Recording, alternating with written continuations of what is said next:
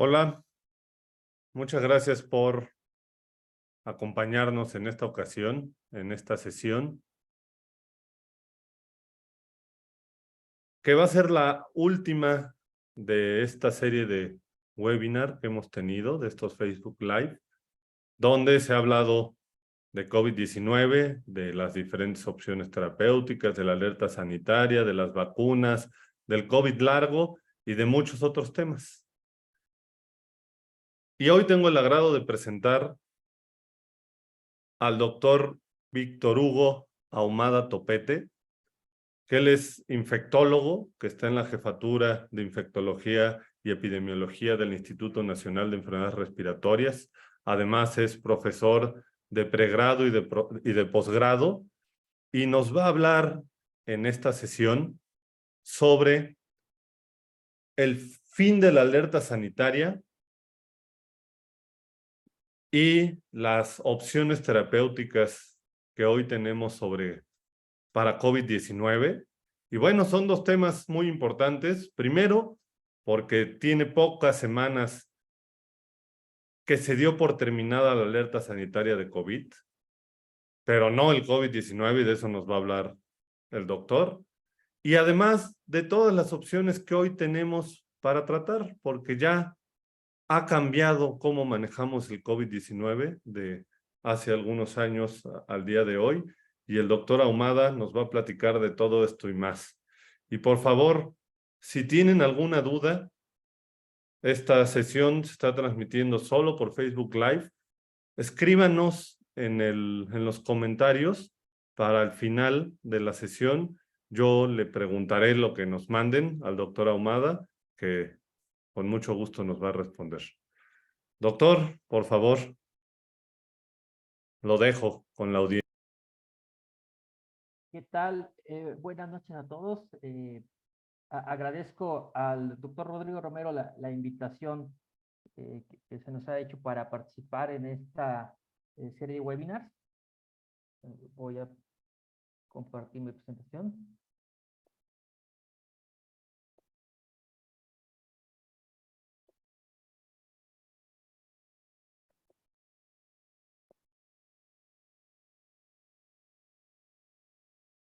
Ok, entonces el objetivo va a ser hablar de este tema que, como bien decía Rodrigo, pues hablar un poco sobre el fin de la emergencia sanitaria y lo que esto significa, y sobre todo en dónde estamos parados respecto a las opciones terapéuticas que actualmente tenemos para COVID-19. Los próximos 40 minutos van a estar entonces enfocados en hablar sobre este tema tan relevante. Estos son mis conflictos de interés. Esta va a ser la agenda en la cual vamos a transcurrir los próximos minutos. Vamos a hablar un poco sobre la historia, la importancia de las pandemias, el estado actual de la COVID. Vamos a hablar un poco qué significa este concepto del fin de la emergencia. Y ya finalmente vamos a tocar base con opciones terapéuticas en COVID, algunas nuevas opciones de tratamiento y algunos aspectos muy globales sobre vacunación. Quisiera iniciar pues eh, reconociendo la importancia que han tenido las epidemias y las grandes pandemias a lo largo de la historia de la humanidad. Probablemente el registro de las primeras epidemias más antiguo que se tiene, lo tiene la propia Biblia, cuando habla sobre las famosas plagas de Egipto, en las cuales pues algunas se atribuyen que podrían realmente estar siendo manifestaciones clínicas de procesos infecciosos. Y pues es evidente cómo durante eh, los últimos siglos se ha repetido este proceso de que la humanidad eh, tiene que cada cierto tiempo y se enfrenta a diferentes epidemias o pandemias. Este es un ejemplo donde es una gráfica muy ilustrativa que nos demuestra cómo prácticamente en los últimos 2000 años, cuáles han sido los procesos epidémicos y pandémicos que más han afectado a la humanidad. ¿Sí? Los que se tienen también registro es la famosa plaga antonina y la plaga de Justiniano hace más de 1500 años, donde Recientemente incluso se documentó que estos procesos eran también causados por Yersinia pestis. Posteriormente, pues todos sabemos el impacto que tuvo la peste negra en la Edad Media, principalmente en la población europea y asiática, en la cual se considera que llegó a causar la muerte de cerca de 200 millones de personas. ¿Sí? Después vinieron epidemias posteriores de viruela, y sobre todo en los últimos 200 años se han tenido registros de procesos epidémicos que han correspondido principalmente con procesos virales. ¿Sí?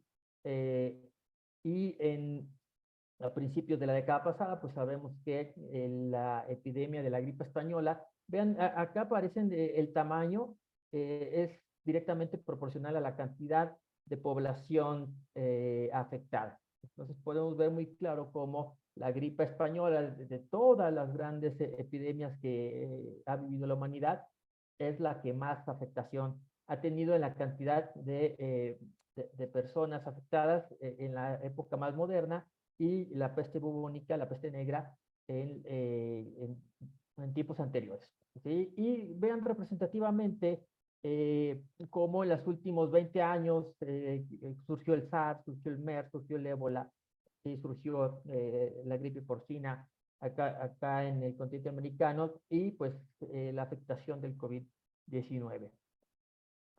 Cuando nosotros hacemos un análisis de la mortalidad asociada a pandemias, pues vean, comparativamente, pues la peste negra es la pandemia que más muertes ha provocado, cerca de 200 millones, y después, comparativamente, podemos ver, por ejemplo, la gripe española, que pudo haber causado la muerte de 50 millones, la viruela 56 millones, y vean, en esa en esta gráfica, pues, ¿dónde se sitúa el COVID? En la cual, pues, el dato oficial es que se tiene 6.9 millones de personas fallecidas, aunque el dato que la OMS estima es que podría estar cerca de 18 o 20 millones de funciones.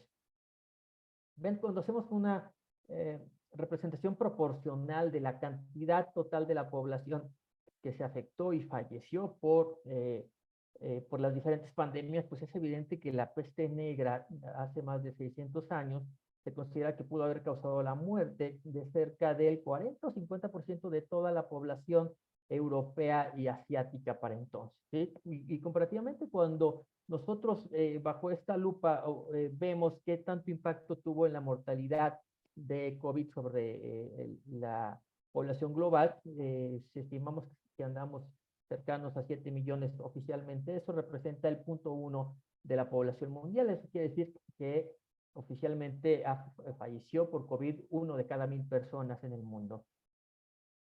Hablando un poco de cuál es el estatus actual de la pandemia, sí podemos ver que se tiene 768 millones de casos acumulados y cerca de 7 millones de defunciones oficiales. ¿Sí? Estamos en los mínimos históricos en estos 3 años y medio de la cantidad de casos, en la cual a nivel mundial, la semana pasada solamente se reportaron cerca de 200,000 casos, lo cual es un mínimo histórico. Igual en México la estadística oficial, que como sabemos hay que multiplicarla por varios factores, por 3, por 4, por 5, define que en México hubo 7.6 millones de casos oficialmente registrados, pero sabemos que evidentemente ese número se debe de multiplicar por varios factores. Y las defunciones también en 334,000, cuando también sabemos que el estimado en defunciones para México es en el rango de los 700,000, 800,000. ¿Sí? Pero finalmente también estamos viviendo esta disminución en los casos en la última semana. Para México se reportaron menos de 2,200 casos en los últimos 7 días, lo cual también es un mínimo histórico. ¿Sí? De forma global, la tasa de letalidad, principalmente durante los primeros 2 años de la epidemia, se tuvo una tasa relativamente baja, ¿sí? De cerca del 0.9%, o sea, uno de cada 100 personas que se infectaron, pero principalmente antes de la época de las vacunas, llegaban a fallecer. Sin embargo, pues esa tasa de letalidad fue desproporcionalmente alta para México, en México se estimó que nuestra letalidad estuvo en los rangos de cercanos a 4.5%, lo cual situó a México en esas primeras olas de la epidemia como uno de los países con más alta letalidad. ¿Sí? México fue el séptimo país con mayor letalidad, es decir, donde fallecieron más personas de las que se infectaron, ¿sí? Y pues desafortunadamente tuvimos un comportamiento en ese sentido muy similar a lo que pasaba en países africanos como Yemen y Sudán. Sin embargo, este es un mensaje que desde este momento lo voy a poner sobre la mesa y pues todos tenemos muy claro cómo pues durante estos 3 años y medio pues el virus nos ha mostrado que es un enemigo de alto respeto. Es un enemigo, es un virus que tiene una alta capacidad mutagénica y que pues a lo largo de 3 años y medio prácticamente cada una de las olas que hemos vivido es básicamente porque ha predominado una variante diferente de Omicron. Entonces, desde en el 2020 empezamos a ver pues esta capacidad mutagénica que presentaba el virus, y lo cual hizo que el virus original que llegamos a tener desde el virus original de Wuhan, ¿sí? El wild type que llamamos, sea un virus ya muy diferente a lo que es Omicron, ¿sí? Y eso lo sabemos pues con estas estimaciones epidemiológicas. Cuando hablamos del RC o el índice básico de reproducción, que es la cantidad de personas que puede afectar en promedio una persona con un agente infecto contagioso, sabemos, por ejemplo, que el virus inicial de COVID llegaba a tener un wild type de 3. ¿Eso qué quiere decir? Que una persona infectada de COVID podía afectar a 3 personas, ¿sí? Siempre y cuando no estuvieran con inmunidad. Y vean cómo para Omicron, ¿sí? Ese índice básico de reproducción que habla de la infectocontagiosidad subió hasta 9, ¿sí? Eso quiere decir que una persona con COVID podía infectar hasta 9 personas a su alrededor no inmunizadas. Entonces, eso también nos deja claro cómo el virus fue adaptando nuevas capacidades y se volvió más infecto contagioso. El virus de hace 3 años no es el mismo del virus que actualmente o el que recientemente circuló, ¿sí? Lo cual hizo que Omicron se volviera una variedad mucho más infecto contagiosa, y eso lo podemos ver principalmente con lo que pasó en la última de las olas afectando de forma desproporcionada. Vean cómo el pico de la última ola que se dio en 2023, que justamente tuvo que ver con Omicron, ¿sí? Es un pico disparado de casos que no lo habíamos visto en ninguna de las olas previas. Y eso mucho tuvo que ver con la capacidad de Omicron de ser extremadamente infecto contagioso. Sin embargo, pues la mortalidad no fue diferente. Y lo que sí sabemos que Omicron empezó a comportarse de forma diferente. Sabíamos de las primeras, de las primeras versiones del virus, el virus alfa, el virus beta, ¿sí? El virus delta, que llegaban a tener una capacidad de infecto contagiosa mucho, probablemente menor en relación a Omicron, pero la protección inmunológica que te daban esas primeras variantes de alfa, beta, delta, para protegerte de reinfecciones, en este caso, es lo que muestra la gráfica, era mucho más alta. Cuando aparece Omicron, otra de las características de Omicron es que tenía menos protección contra la reinfección. Vean en el gráfico A, quiere decir que cuando tú tenías una infección por alfa, tenías una protección para reinfectarte de cerca del 90%. ¿Sí? Con Omicron, esa protección solamente era del 45%, y esto pues explicó por qué con Omicron empezamos a ver muchísimas reinfecciones, y también empezamos a ver por esa gran infectocontagiosidad como muchas personas que se habían mantenido durante 3 años libres de COVID, prácticamente pues Omicron les pasó por encima, ¿sí? Y todo pues con las características mutagénicas que volvieron a Omicron un virus extremadamente infecto contagioso y pues con más escape a las vacunas, ¿sí? Sin embargo, durante el 2023, después de que terminó esa sexta ola, empezamos a ver que la cantidad de casos empezaron a disminuir de forma global, ¿sí?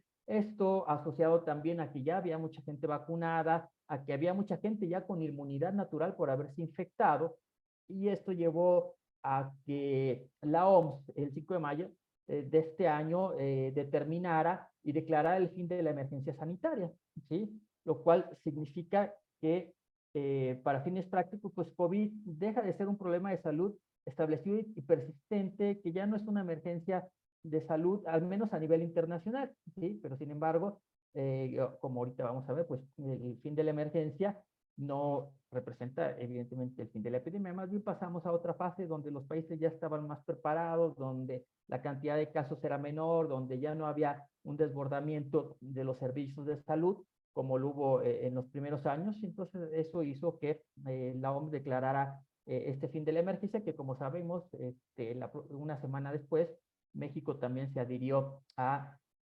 declaración de fin de la emergencia en México, ¿sí? Pero vean, justo hablando de la cantidad de gente que ya tiene inmunidad en México, recientemente acaba de publicarse la encuesta nacional en salud, la ENSANUD, y vean, cuando ellos hicieron un testeo de diferentes poblaciones muy representativos, donde trataron de identificar o donde identificaron los anticuerpos anti-COVID que ya tenían la población, y en una muestra muy representativa, ellos identifican que hasta el 94% de la población en México ya tiene evidencia serológica de contacto con el virus del COVID, tanto porque se infectó o tanto porque se vacunó.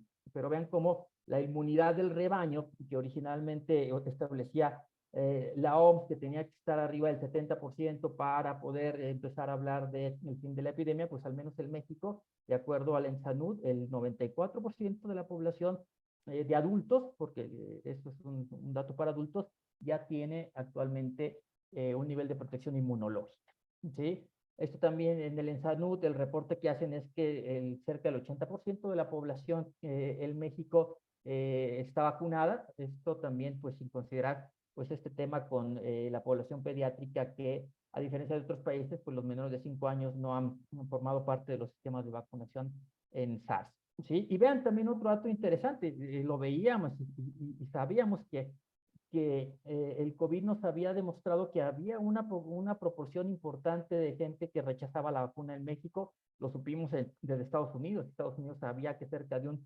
15 o 16% de su población estaba rechazando la vacuna. Ese fenómeno en México, medido por la ENSANUD, estableció que el nivel de rechazo a la vacuna en la población de adultos fue del 11.2%. Un dato pues también muy revelador, que quiere decir que 1 de cada 10 mexicanos adultos, a pesar de que pudieron haber tenido acceso a la vacuna por diferentes motivos, no se vacunaron.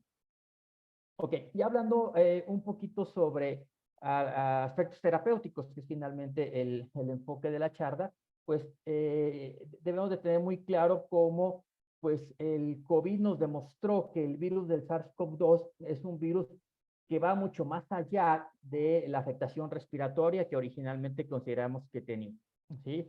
Y esto tiene que ver pues con el tropismo, el tipo de células que infecta, el tipo de receptores a los cuales se une, que son dos, principalmente los ECA2, pero las células que expresan ECA2 van a estar localizadas en muchísimos más tejidos más allá del epitelio respiratorio. Entonces, eso explica el por qué el virus del COVID tiene una gran capacidad de afectar otros órganos, porque tiene tropismo, porque tiene la capacidad de infectar a las células endoteliales que aparecen y epiteliales que aparecen en otros órganos. Por eso nos quedó claro desde un inicio que el COVID tenía afectación digestiva porque afecta el epitelio intestinal, que tiene afectación cardíaca porque afecta a los miocitos, que tiene afectación de los ojos, que tiene afectación hepática, que tiene afectación cerebral, que tiene un tropismo muy marcado por el sistema nervioso central, que incluso puede aparecer en el tejido genitourinario, y pues prácticamente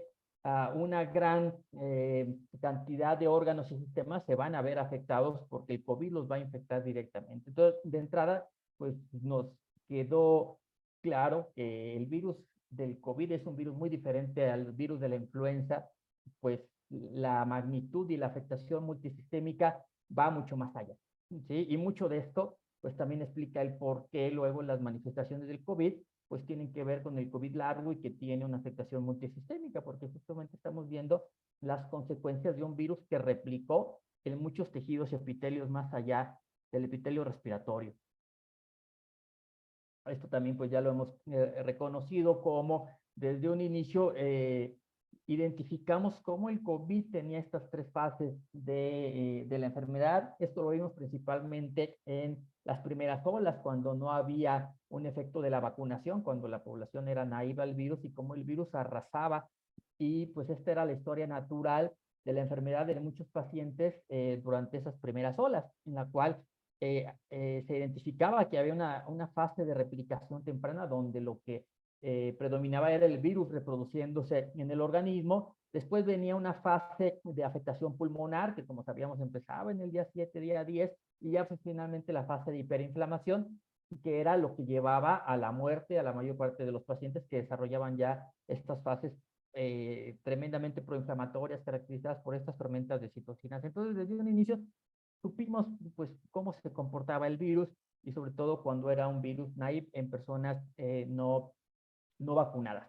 Y pues eso también nos dio el enfoque de cómo se tenía que tratar el COVID, ¿sí? Si sabíamos que fisiopatológicamente las fases eran diferentes, donde predominaba al inicio la replicación viral, entonces en esa primera semana de replicación viral, pues el objetivo era ofrecer antivirales. Y cómo pues conforme se iba estableciendo las fases inflamatorias, pues empezábamos a tener que dar antiinflamatorias para tratar estas otras fases. Y fue quedando claro ahí el efecto de las esteroides y por eso pues se fue posicionando la dexametasona primero y posteriormente los otros antiinflamatorios, los inhibidores de interleucina, tocilizumab, baricitinib, ¿sí? Y pues el enfoque lo fuimos teniendo muy claro, ¿sí? Que al COVID dependía del timing en donde captabas a tu paciente. Un paciente captado muy tempranamente, pues tenías que darle antivirales y un paciente captado tardíamente, pues tenías que darle desinflamatorios. Entonces, eso también lo supimos nos quedó claro desde un inicio. ¿Sí? Y también lo que nos quedó muy claro, y era una cosa que ya conocíamos muy bien también de nuestra experiencia con influenza, que había un grupo de riesgo que tú sabías que iban a ser las personas que más probabilidad tenían de desarrollar complicaciones graves y presentar las complicaciones severas del COVID. ¿Sí? Desde un inicio supimos que los pacientes inmunocomprometidos, ¿sí? El paciente inmunocomprometido desde un inicio fue un blanco que supimos que el COVID se iba a cebar sobre este grupo, pacientes con cáncer, pacientes en quimioterapia, pacientes con neoplasias principalmente hematológicas, pacientes trasplantados, pacientes con VIH en fases avanzadas, y pues otro grupo de pacientes también como pueden ser los pacientes con sobrepeso y obesidad, los pacientes con edad avanzada, también nos quedó muy claro que desde un inicio este grupo de personas era quienes más estaban presentando desenlaces más adversos, y pues otro grupo de personas embarazadas, pacientes que tenían condiciones neurológicas, también tenían más riesgo de tener complicaciones. Entonces, desde un inicio, supimos que el COVID afectaba a poblaciones de riesgo y después se fue haciendo más claro. Vean, esta es una gráfica donde identifica, ¿sí? En un análisis que hicieron en Estados Unidos, donde incluyeron a más de 500,000 de personas, identificaron cuál es el factor de riesgo que tenía tanto la edad como el número de comorbilidades. Vean a la gráfica a la izquierda en color naranja como la edad, conforme se iba incrementando cada 10 años en este tipo de análisis, iba incrementando el riesgo de muerte por COVID. Vean cómo el riesgo para una persona joven de 18 a 39 años era realmente un riesgo muy bajo, pero como a partir de los 40 años el riesgo empezaba a incrementar. A los 50 ya era un riesgo de 4, a los 75 un riesgo de 8, pero arriba de los 85 años era un riesgo de 10. Entonces, esta gráfica es más que ilustrativa para dejar claro cómo la edad es el principal factor de riesgo para desarrollar complicaciones graves y muerte asociada a COVID. ¿Sí? Y por otro lado también, cuando se hacen los análisis de la cantidad de comorbilidades que podía tener una persona, y también quedó muy claro que conforme una persona tenía más comorbilidades, pues hablaba de que era una persona pues más afectada, más enferma, más debilitada, y el riesgo de tener complicaciones más graves en las personas con comorbilidades era mucho mayor. ¿Sí? Vean también cuando se pondera en base a quien no tenía ninguna comorbilidad, pues el riesgo estaba en 1, pero conforme iba sumando comorbilidades, cuando tenías una persona con 2 a 5 comorbilidades, cuando tenías un paciente con obesidad, con sobrepeso, con enfermedad renal, con hipertensión, pues vean cómo el acúmulo de comorbilidades te iba a incrementar el riesgo de muerte por COVID. Entonces quedó muy claro, ¿sí? El COVID tenemos que, desde un inicio teníamos este enfoque que sabíamos que era la edad y el factor de riesgo por comorbilidades, lo que teníamos que ponderar cuando abordábamos un paciente, porque la probabilidad de complicarse dependía de estas cosas, ¿sí? Se fueron haciendo múltiples estudios para ver también qué tanto impactaban otros factores de riesgo. Aquí les pongo un estudio también donde se analizaron más de 1 millón de personas, identificaron qué tanto impactaban las diferentes comorbilidades en el riesgo de complicaciones por COVID. Y vean, también en este gran estudio desarrollado en Estados Unidos, identificaron que la edad arriba de los 65 años representaba per se el mayor riesgo de complicaciones. Y pues también pues identificamos muy claro que las personas con inmunosupresión y que las personas que tenían más comorbilidades acumuladas iban a tener mayor riesgo de muerte. Entonces también todos los estudios fueron dejando claro que a mayor comorbilidad, mayor morbilidad y mayor mortalidad. Y de tal forma que también desde un inicio las guías en Estados Unidos de la NIH fueron dejando claro pues, que tenías, cuando te enfrentabas a un paciente con COVID, que tener en mente varias de sus características. Tenías que identificar si era un paciente de edad avanzada, era alto riesgo. Si era un paciente joven, pues lo puedes poner en bajo riesgo, pero también con sus condiciones médicas. Si tenía comorbilidades, si iba acumulando comorbilidades, era un paciente de alto riesgo. También quedó claro, pues sobre todo en un inicio en el 2021, que las personas que empezaron a ser vacunadas, comparadas contra los no vacunados, evidentemente el riesgo siempre fue mucho mayor para el no vacunado, ¿sí? Y por otro lado también identificamos que los diferentes grados de inmunosupresión que podía tener una persona le iban a condicionar mayor o menor riesgo. Entonces pueden ver cómo los pacientes de alto riesgo, desde un inicio supimos que los pacientes con trastornos hematológicos, ¿sí? Con leucemias, con linfomas o trasplantados de médula ósea, iban a ser los pacientes que más riesgo iban a tener para verse afectados, principalmente porque las quimioterapias que conllevan estos pacientes y los medicamentos para sostener al trasplante incluyen mucho un bloqueo de linfocitos B, que son justamente las células que producen anticuerpos. Entonces, si tú tienes una quimioterapia que no te permite producir anticuerpos, pues la consecuencia que vas a tener es que no vas a generar anticuerpos ni cuando te enfermas, pero tampoco cuando te vacunas. Por eso es que estos pacientes, a pesar de ser vacunados, siguieron teniendo riesgos incrementados porque, pues, fisiopatológicamente no tenían la capacidad de formar anticuerpos a pesar de estar vacunados. Y ese fenómeno lo vimos muy bien. Este es un dato que les estoy poniendo del INER, que es el instituto donde trabajo.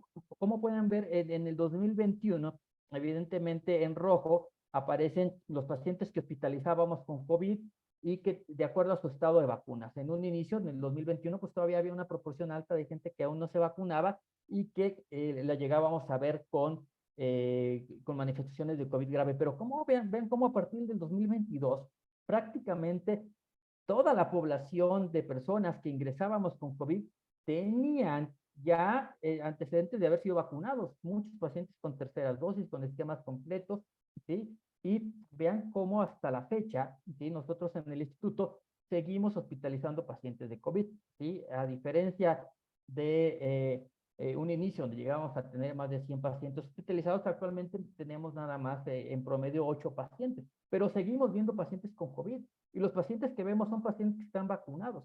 Sin embargo, pertenecen a estos grupos de riesgo. Vemos pacientes trasplantados, vemos pacientes con quimioterapia, vemos pacientes con trastornos hematológicos y ese grupo de pacientes aún sigue siendo un blanco para el COVID. Y es justamente el grupo de personas que seguimos viendo. Desde un inicio, pues las estrategias del NIH en Estados Unidos identificaron a quién era tu grupo que más tenías que proteger, ¿sí? Y sabías a quién tenías que ofrecerle el tratamiento antiviral, ¿sí? Esto surgió de recomendaciones a partir del 2021, cuando empezaron ya en Estados Unidos a estar disponibles antivirales como el Remdesivir, ellos establecieron que su grupo prioritario era el grupo de los individuos inmunosuprimidos, ¿sí? Y principalmente aquellos que se esperaba que no tuvieran una adecuada respuesta inmunológica a pesar de estar vacunados. Y en este grupo, los pacientes con linfoma, los pacientes con leucemia y los trasplantados de médula ósea, pues fueron desde un inicio el grupo prioritario. Después, pues tenías pacientes que no estaban vacunados o los pacientes que estaban vacunados y que tenían factores de riesgo. Pero entonces vean cómo desde un inicio se priorizó a quién debías de darle tu terapia antirretroviral, ¿sí? Tu terapia antiviral.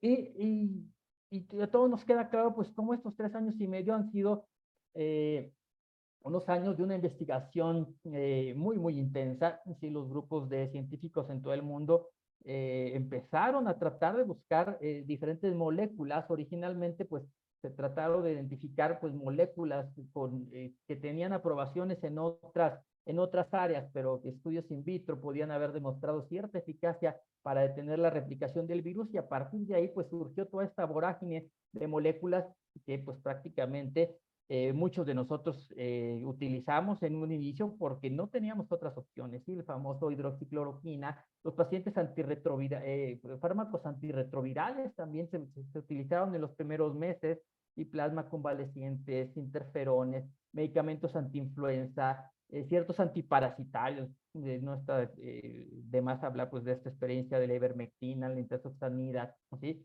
Fármacos que se utilizaron a destajo, ¿sí? Por, pues, comunicaciones anecdóticas o comunicaciones de in vitro, pero que a la postre demostraron que no tuvieron evidencia de mostrar beneficio en su efecto antiviral. Lo que sí fue mostrando beneficio, que hubo ciertos antivirales que sí pasaron esta prueba de la eficacia. Fue el Remdesivir, ¿sí? Y los anticuerpos monoclonales fueron lo primero que desde el 2021 se identificaron que tenían eficacia para detener la replicación viral. Y desde el 2022, pues, surgieron un par de antivirales, que son los que más, y que vamos a platicar más adelante, el molnupiravir y el nirmatrelvir ritonavir, que son los fármacos que a la postre demostraron que tenían eficacia. Pero vean cómo de una gran cantidad de fármacos, solamente 4 pasaron las pruebas de eficacia, ¿sí? Y que desafortunadamente los anticuerpos monoclonales, ahorita vamos a ver, pues, que han dejado de tener eficacia justamente por la capacidad mutagénica del virus, y que a partir de Omicron ningún anticuerpo monoclonal sigue siendo efectivo para detener la replicación viral, ¿sí? Entonces acá tenemos un poquito un recordatorio de los mecanismos de acción de los antivirales, ¿sí? Hay que recordar que los virus tienen en su mayoría proteasas, que son enzimas que sirven para cortar y madurar la parte final de los polipéptidos del virus, y es una de las enzimas primordiales, ¿sí? Entonces empezamos a tener primero anticuerpos monoclonales, ¿sí? Que bloqueaban a la proteína S. Empezamos luego a contar otro tipo de antivirales más específicos, antivirales antiproteasa, ¿sí? Que es el nirmatrelvir ritonavir, y antivirales que bloquean la replicación de RNA, como es el molnupiravir y el Remdesivir. Sin embargo, les platicaba que la capacidad mutagénica del virus también nos ha ido haciendo perder elementos de nuestro armamentado, ¿sí?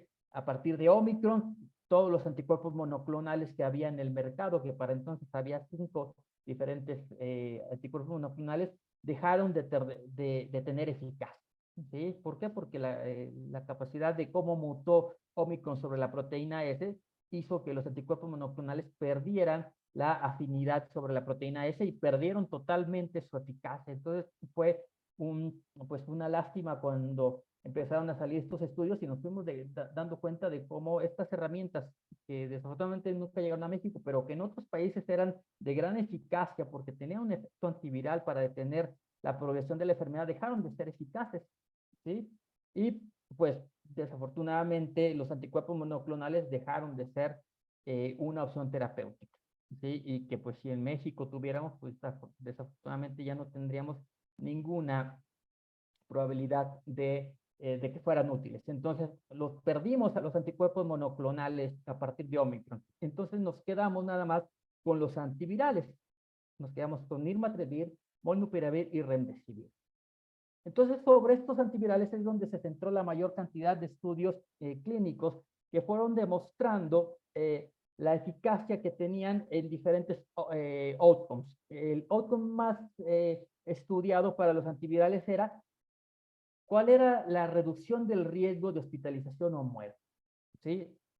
Y empezamos a conocer, pues, cuál era la eficacia que tenía, depende de lo temprano o tardío que lo dieras, ¿sí? Entonces, los estudios, vean ahí el estudio con molnupiravir, el estudio más importante, que es el estudio MOVAUT, nos demostró que molnupiravir, pues, nos daba un 30% de reducción del riesgo relativo para que el paciente fuera hospitalizado o para que falleciera, ¿sí? Que en su momento, pues comparado con otras opciones, cuando no había nada, pues ese 30% ya era de beneficio, ya era representativo. Sin embargo, cuando posteriormente surgen otras moléculas, como son el nirmatrelvir, ritonavir y el remdesivir, y empezamos a ver cómo estas otras moléculas tenían mucho mayor eficacia y cómo su reducción del riesgo relativo se acercaba cerca al 90%, pues nos fue quedando claro cómo estas dos moléculas, nirmatrelvir y ritonavir y remdesivir, pues eran moléculas más eficaces que el molnupiravir inicialmente utilizado.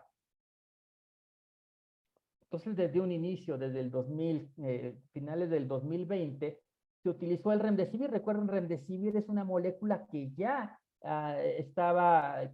había sido utilizado principalmente para casos de MERS, luego intentaron utilizarlo en ébola. Entonces, el remdesivir era una molécula que ya estaba. Entonces, la probaron en COVID y pues nos fuimos dando cuenta que el remdesivir tenía cierta eficacia, principalmente cuando se daba en fases tempranas de la enfermedad, ¿sí? Entonces, cuando desde estos estudios iniciales del 2020 y cuando probamos la capacidad de remdesivir, cuando se daba a pacientes en fases tempranas que aún no llegaban a desarrollar manifestaciones de complicaciones inflamatorias, pues justamente estos pacientes eran los que se beneficiaban. Otra vez, inicio temprano de antivirales era lo que mostraba la eficacia. Pero ya cuando dabas un antiviral en un paciente que tenía SIDA, que ya estaba intubado, pues evidentemente el efecto del antiviral prácticamente se perdía y era igual que dar placebo, ¿sí? Entonces, muchos estudios, estos estudios adaptativos conducidos por la OMS también fueron demostrando que remdesivir pues daba un tiempo de recuperación más rápido comparado con placebo. ¿Sí? Desde un inicio pues, sabíamos que dando remdesivir las personas podían recuperarse más siempre y cuando se diera en las fases más tempranas. También empezamos a ver que la mortalidad en los pacientes que recibían remdesivir iba a ser menor comparada contra placebo, ¿sí?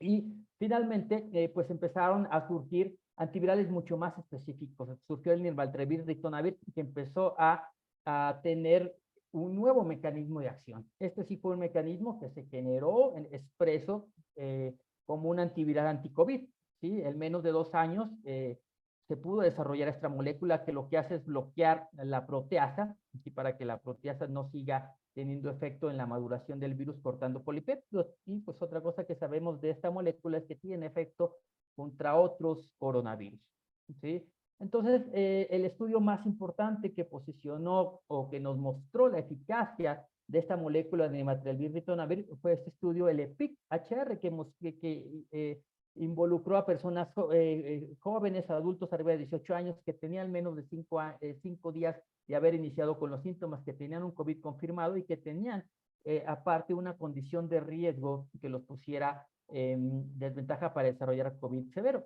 ¿sí? Como podía ser una persona adulta con tabaquismo activo, con enfermedad cardiovascular, con cáncer o con comorbilidades.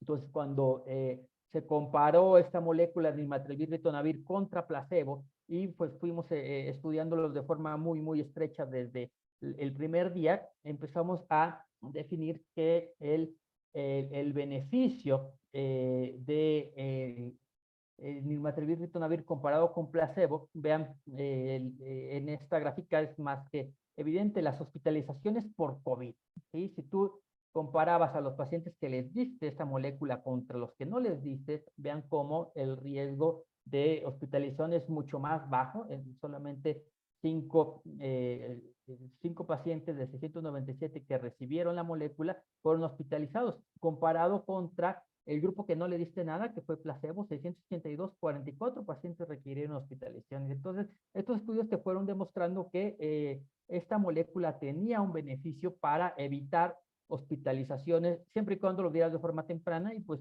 siempre y cuando perfilaras a la persona que lo iba a recibir. Entonces quedó claro que esta molécula produjo una reducción del riesgo relativo de hospitalización y de muerte, también cerca del 89%. De aquí surgió ese, ese porcentaje de cómo te podía mejorar y disminuir la cantidad de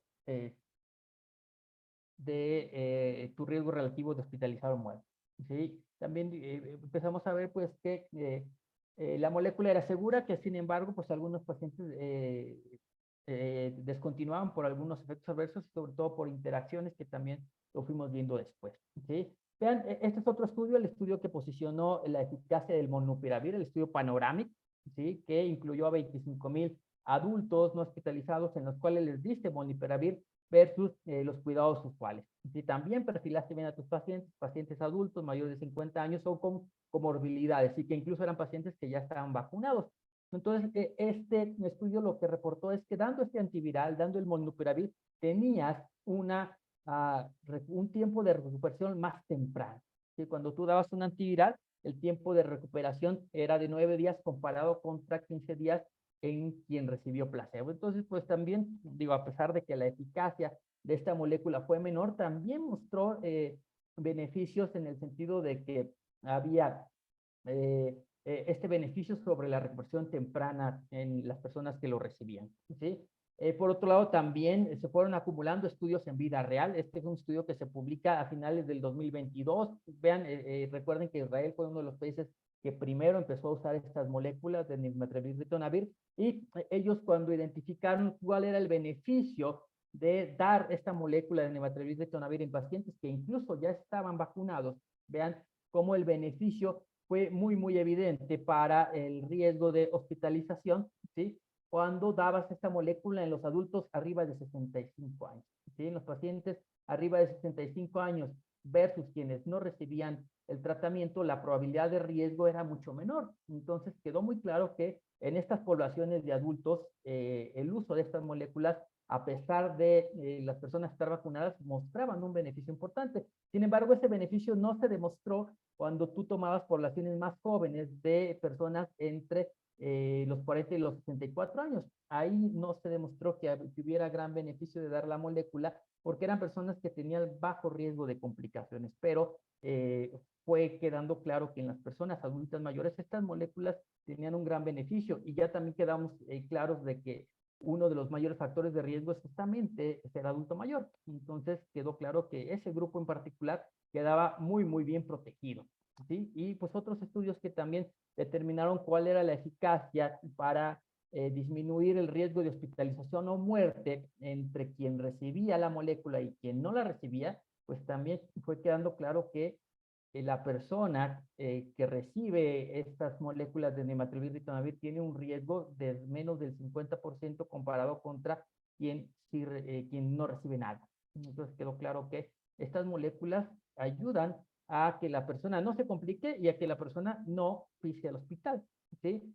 Recientemente, son estudios más recientes que han identificado cuál es la eficacia que pueden tener ciertas moléculas, en este caso el remdesivir, para cuando se utiliza en pacientes con falla renal, ¿sí? Porque desafortunadamente el escenario que llegábamos a ver de pacientes graves con falla renal era muy frecuente. Entonces estos pacientes quedaban en automático fuera de las opciones terapéuticas, pero se fueron haciendo más estudios en los cuales se demostró ¿sí? que el remdesivir realmente lo podía dar incluso en pacientes que tenían lesión renal con tasas de filtración glomerular menos de 30 mililitros por metro cuadrado. Entonces, esto es el riesgo de empeoramiento de la función renal que veíamos en los pacientes que no recibieron remdesivir versus quienes sí lo recibieron. Entonces, vean, este es un estudio nada más para demostrar la seguridad, que demostró que los pacientes que recibían remdesivir no mostraban empeoramiento de la función renal. Entonces, es una prueba de concepto de que el remdesivir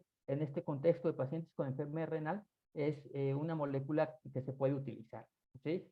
También se hicieron más estudios comparado a esta población de las personas con cánceres hematológicas, que muchos de ellos tenían muchos fármacos y muchos de ellos de estos fármacos tenían interacciones que no se podían controlar con el nirmatrelvir y ritonavir y que teníamos que darles otra opción, en este caso el molnupiravir. Vean este estudio que comparó en esta población de pacientes oncológicos, hematológicos, comparó el nirmatrelvir y ritonavir versus el molnupiravir, ¿sí? Y vean cómo la sobrevivencia en ambos grupos a 90 días y la sobrevivencia global fue muy similar. ¿Sí? Entonces, este es un estudio recientemente eh, eh, mostrado en el Congreso Europeo de Enfermedades Infecciosas, en la cual demuestra que en esta, al menos en esta población de los pacientes oncológicos hematológicos, cuando tú das molnupiravir versus contra darles ritonavir es muy similar. ¿Sí? Entonces, ya finalmente haciendo una especie de recapitulación sobre estas tres moléculas que son las que están posicionadas en todo el mundo, son los antivirales a los cuales muchos lugares tienen acceso. En el caso de México solamente tenemos acceso a nirmatrelvir, ritonavir y a remdesivir por parte del sector salud, ¿sí? Pero algunas de las ventajas que tienen estas antivirales, uno, deben de utilizarse en los primeros 5 días.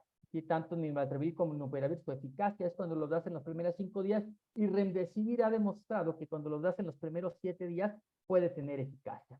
¿Sí? Algunas de las cuestiones importantes es que nirmatrelvir, ritonavir y molnupiravir son medicamentos orales que se dan por 5 días, a diferencia de remdesivir, que remdesivir es un fármaco intravenoso que debe de recibirse de forma hospitalaria o con cuidados de hospital ambulatorio. ¿Sí? De tal forma que Estados Unidos, en sus guías internacionales, actualmente de la NIH, recomienda que un paciente con COVID que tiene factores de riesgo y que tiene criterios o alto riesgo de progresar a enfermedad severa, su antiviral con el que debes de utilizar debe de ser ya sea nirmatrelvir o ritonavir en los primeros 5 días, o bien remdesivir, que tiene que ser intravenoso.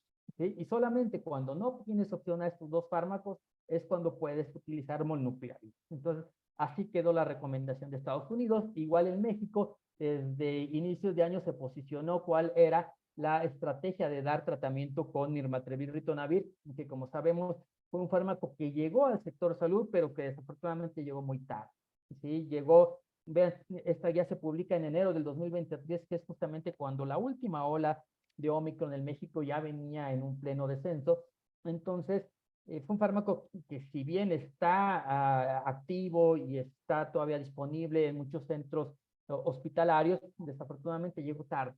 ¿Sí? Entonces, el impacto que pudo haber tenido si hubiese llegado 2 meses antes y lo pudiéramos haber utilizado en esa ola de Omicron, pues hubiéramos disminuido en forma importante morbilidad, hubiéramos disminuido hospitalizaciones y hubiéramos disminuido mortalidad, ¿sí? Pero sin embargo, pues digo, dicen que peor es nada, llegó a principios de este año y pues se está utilizando, ¿sí? Los criterios actuales es que lo podemos dar en personas arriba de 50 años, si tienen o no comorbilidades, ¿sí? Independientemente de su estado de vacunación, y en otro grupo de edad más joven de 50 años, en aquellos que tienen comorbilidades de alto riesgo que ya los mencionamos. Entonces, el nirmatrelvir, ritonavir es un fármaco que está disponible en México, es un fármaco que, por ejemplo, nosotros tenemos para poder ofrecerlo a los pacientes en el Instituto Nacional de Enfermedades Respiratorias y siguiendo ciertos algoritmos. ¿Sí? Un paciente que llega con menos de 5 días de evolución, que tiene ciertos factores de riesgo, que tiene una edad arriba de 50 años, que tiene comorbilidades,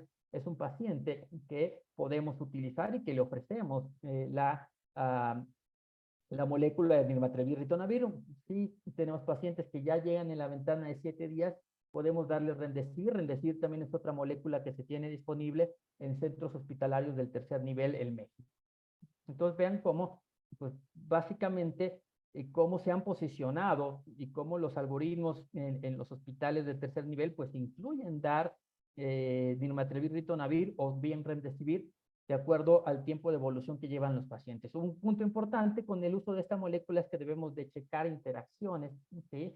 Y que pues hay múltiples gadgets, múltiples aplicaciones donde podemos utilizarla. Les recomendaría esta que es la aplicación de Liverpool, donde podemos poner la interacción de la molécula nirmatrelvir con los fármacos que está tomando el paciente y nos va a decir pues la compatibilidad. ¿Sí?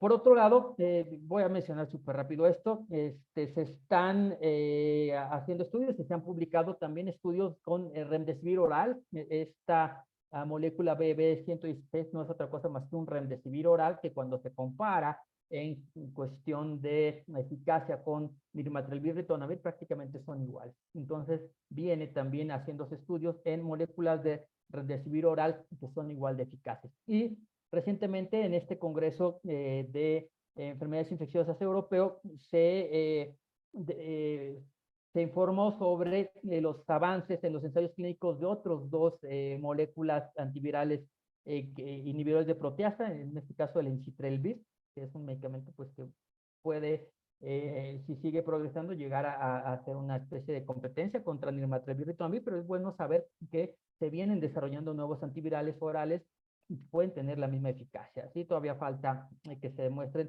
los ensayos de fase 2-3. ¿Sí? Y otro que es el belnifosbuvir, que viene un poco más retrasado. Pero vean, acá lo que quiero dejar claro es que vienen nuevas moléculas y que vienen nuevos antivirales haciéndose estudios. Y ya para terminar, sí quiero dejar muy claro ¿sí? Que si bien una de las grandes estrategias para el control del COVID es el uso de antivirales, y ya vimos qué antivirales podemos utilizar y qué antivirales están disponibles en México, pues el mensaje, pues evidentemente en la sociedad de vacunología, pues tengo que reforzar la importancia que tiene la vacunación. No se compara el beneficio de vacunar al beneficio de dar antivirales. Vean, en esas primeras años, en el 2021, cuando ya teníamos el poder de comparar a los que se vacunaban versus a los que no querían vacunarse, vean cómo el riesgo de mortalidad, vean aquí en rojo teníamos cuál es el riesgo de fallecer que tenían los pacientes no vacunados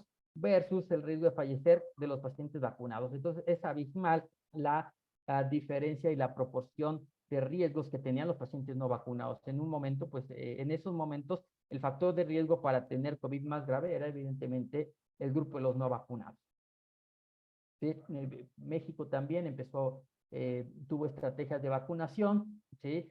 Pero una de las grandes preocupaciones que se tiene a nivel global es cuándo vamos a empezar a ver este efecto del decaimiento de los niveles de protección vacunal, ¿sí? Y más en los países que ya llevan más de un año y medio que no han reforzado sus campañas de vacunación, se tiene pues un riesgo ahí latente de que empecemos a ver este fenómeno de disminución de la protección vacunal en este grupo. ¿Sí? Recientemente, sí les quiero nada más, seguramente muchos de ustedes ya están enterados, como que la OMS reportó para marzo 2023 cuáles tendrían que ser a nivel global las estrategias de a quienes les sugerían que tuvieran que ponerse refuerzos de la vacuna. ¿Sí? Y en marzo 2023 la OMS establece que los pacientes que habían recibido su última dosis de vacuna entre 6 y 12 meses tenían que recibir una dosis de refuerzo. ¿Sí? Y principalmente por los grupos de riesgo, los adultos mayores, los inmunosuprimidos y los trabajadores de primera línea. ¿Sí? Y pues también dejó claro la OMS que actualmente, si tú tienes un paciente revacunado, no hay un posicionamiento de cuándo debe de ser aún en la próxima revacunación. Estamos pues esperando que surjan lineamientos más precisos de cuándo vamos a sugerir revacunar a una persona que se revacunó hace un año. Sin embargo, lo que sí lo que debemos de tener muy claro, pues es que el ajuste de la vacuna va a tener o viene también en relación al ajuste que vaya teniendo el virus, a cómo vaya mutando y a qué nuevas variantes se vaya enfrentando. De tal forma que para junio del 2023 sabemos que las variantes de Omicron llevan cerca de 6 meses siendo la más predominante. Actualmente la variante XBB 1.5 es la variante más predominante, cerca del 95% de todos los casos a nivel mundial están actualmente siendo por esta variante XBB 1.5, ¿sí? Y eso ha hecho también, por ejemplo, que algunas organizaciones como la FDA ya estén dando un paso adelante y estén diciendo, ok, vamos a tener una estrategia muy similar a la que tenemos con influenza, en la cual nos vamos a reunir cada cierto tiempo para determinar cuál va a ser la vacuna de influenza que vamos a proponer a nivel mundial. Entonces, en Estados Unidos ya lo están haciendo también este mismo modelo para COVID.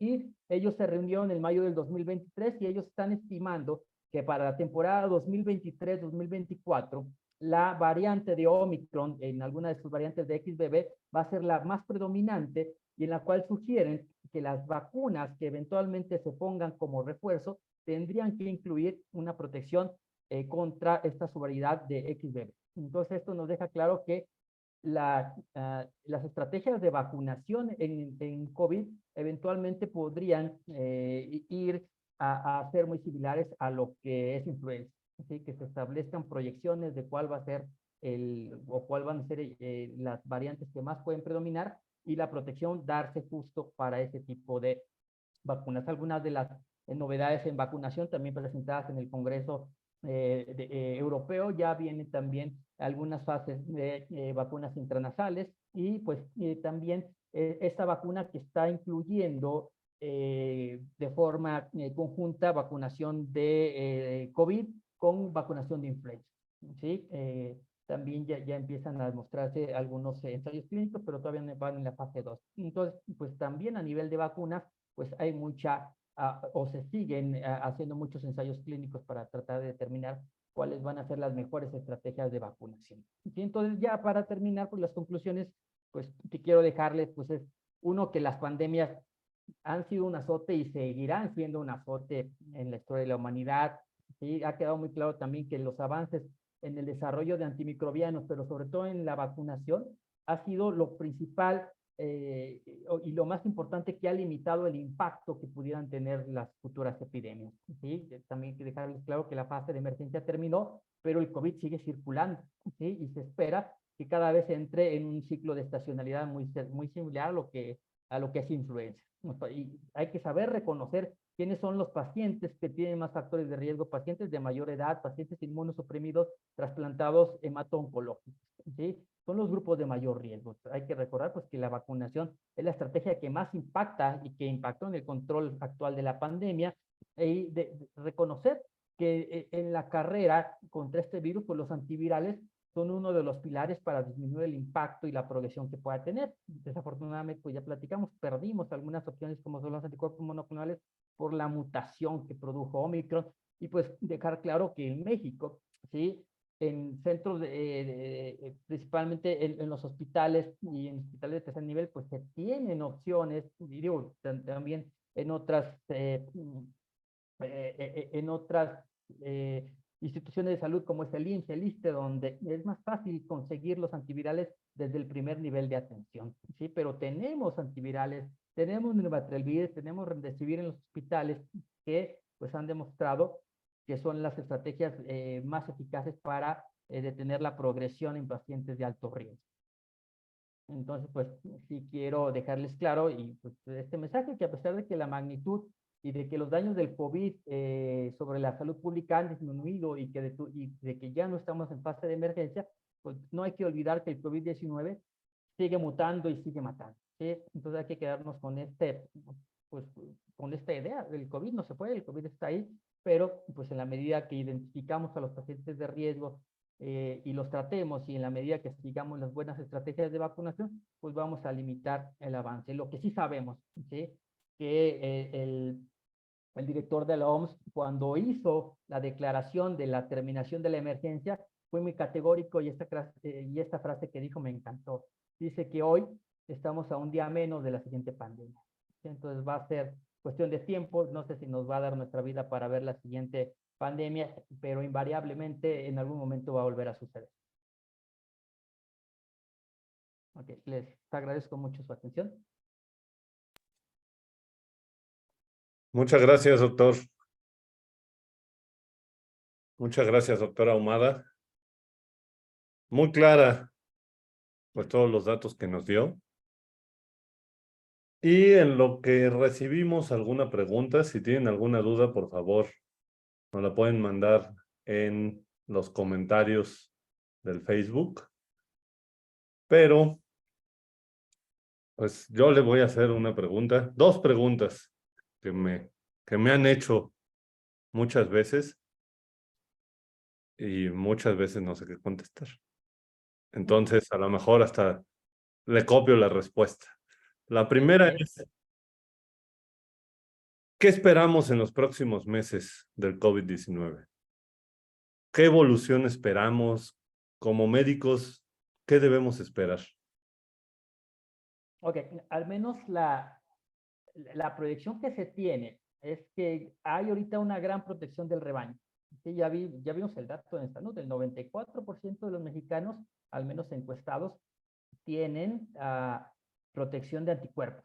Entonces, eso hace que el virus por lo pronto esté muy cercado. El virus va a estar muy cercado. El virus se está teniendo ahorita niveles mínimos históricos, ya les presentaba, hay menos de 2,000 casos en la última semana en México, es totalmente un mínimo histórico.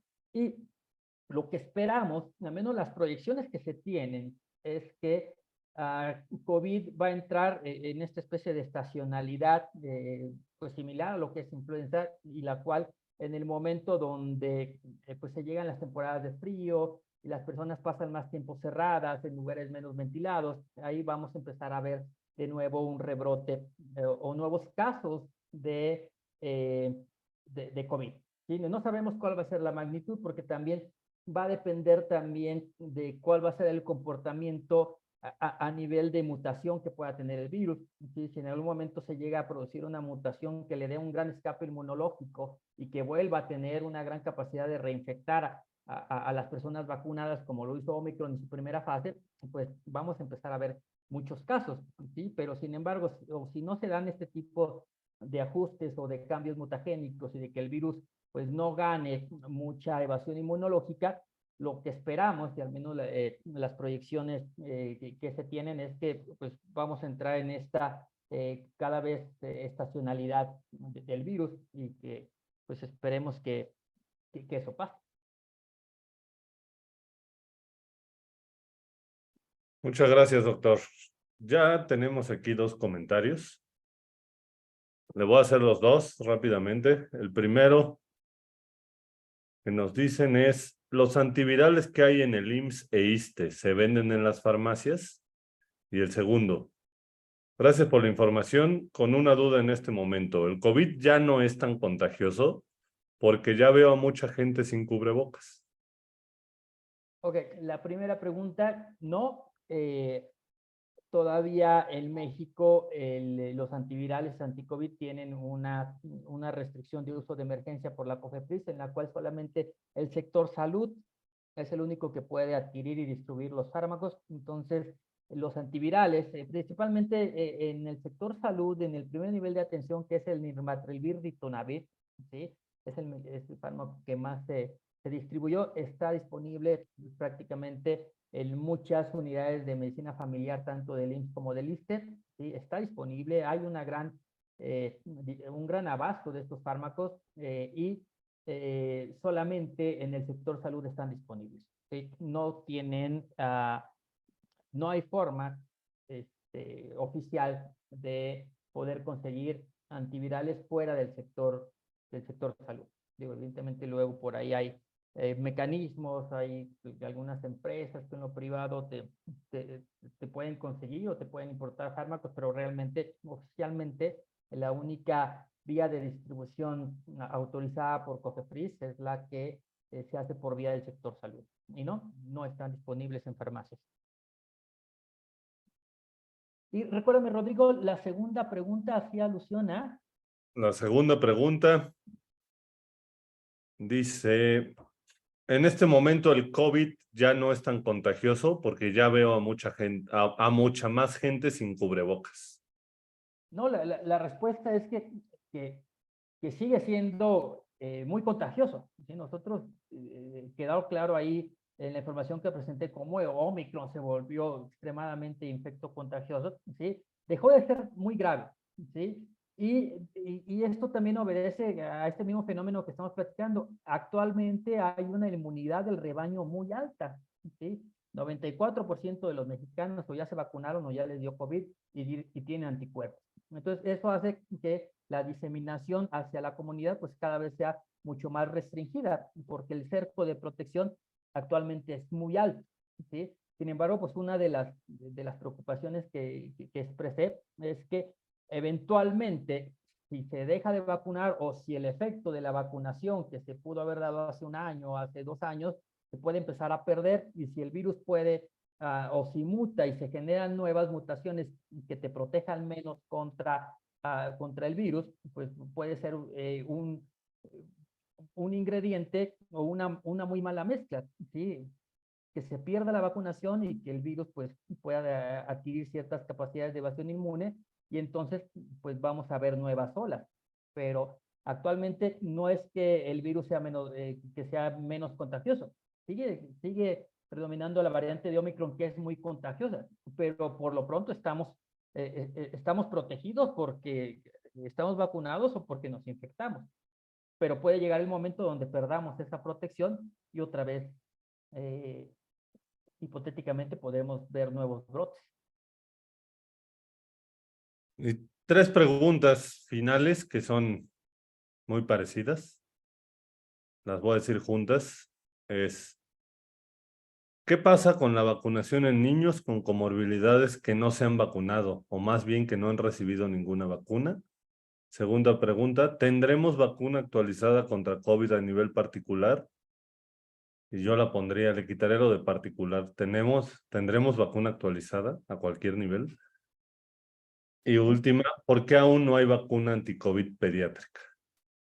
Digo, son muy buenas preguntas, a las cuales pues no tengo una respuesta precisa, ¿sí? La información a nivel mundial, en Estados Unidos, en otros países de Europa, demostró la eficacia que tenía de vacunar a la población pediátrica arriba de los 6 meses. En Estados Unidos está disponible la vacuna arriba de los 6 meses y está indicada, ¿sí? Desafortunadamente en México, por motivos que desconozco, los criterios de inclusión de población pediátrica fueron diferentes. Recuerden que primero pues costó trabajo incluso ir incluyendo población pediátrica. Primero fueron los adolescentes, luego bajaron a partir de los 5 años, pero no tengo una respuesta clara de por qué en México no se vacunó a población menor de 5 años. En parte, podríamos decir que es porque ninguna de las vacunas que se distribuyeron en México, más allá de Pfizer y Moderna, tiene estudios de seguridad en esas poblaciones de menor de 5 años, y que como sabemos, pues en México dejó de ponerse o dejó de adquirirse vacunas de base de RNA, como pueden ser Pfizer y Moderna, desde hace mucho tiempo. Entonces, las vacunas que tenemos no tienen pues autorización o ensayos clínicos que avalen su aplicación en menores de 5 años, y seguramente pues eso es algo que ha hecho que la política de en México no incluya a estas poblaciones, de que pues no tenemos las vacunas que sí tienen la seguridad demostrada. Muchas gracias, doctora Ahumada. Sobre este tema, próximamente esperamos tener una serie de sesiones sobre vacunación pediátrica. Bueno, sobre vacunación, y va a haber algunas específicas de vacunación pediátrica que ya les haremos saber en las redes sociales. La Asociación Mexicana de Vacunología está empujando este tema y está buscando que se vacunen, como dijo el doctor Ahumada, a partir de los 6 meses, como se hace en otros países y con las vacunas que se ha demostrado su uso. Pero bueno, esto será en otro momento. Les agradecemos mucho que nos hayan acompañado el día de hoy, y sobre todo le agradecemos mucho al doctor Ahumada por estar con nosotros, y esperemos que no sea la primera vez, sino que lo tengamos varias veces hablando de este y otros temas. Y pues muchas gracias, y si tienen alguna otra duda, le voy a pedir al doctor que si me da permiso y llegamos a tener otros comentarios, se los comparto y se los contestamos directamente en el chat y en los comentarios de Facebook para cualquier otra duda que surja en los siguientes días o semanas. Doctor, muchas gracias. No, al contrario, Rodrigo, muchas gracias a ti por la oportunidad de participar, y pues aquí quedo pendiente para cuando nos vuelvan a invitar, con mucho gusto.